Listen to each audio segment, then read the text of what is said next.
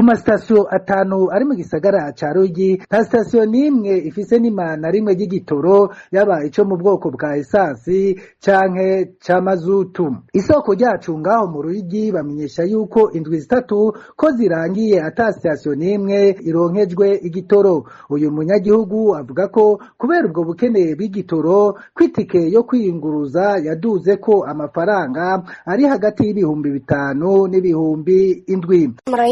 Itatu ikameze heza kandi igitoro kiza ku matasiyo ni ukuvuga iyo igitoro cyabonetse umuntu yiyunguruza kuva muri gati gitera ku bihumbi 15 mugabo kubera igitoro kimaze iminsi kitaboneka ubu n'ibihumbi 20.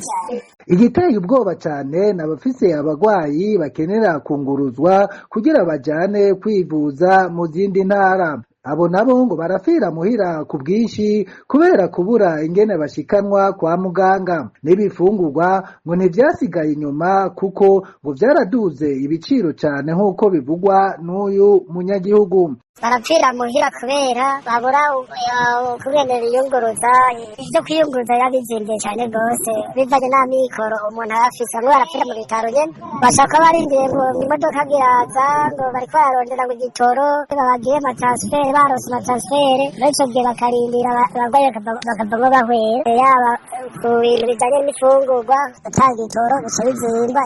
Abanyagihugu bo mu ntara ya Buhumuza basaba bashimitse leta kwikubita agashi igatorera umuti ico kibazo c'igitoro cabaye akananira abahinga.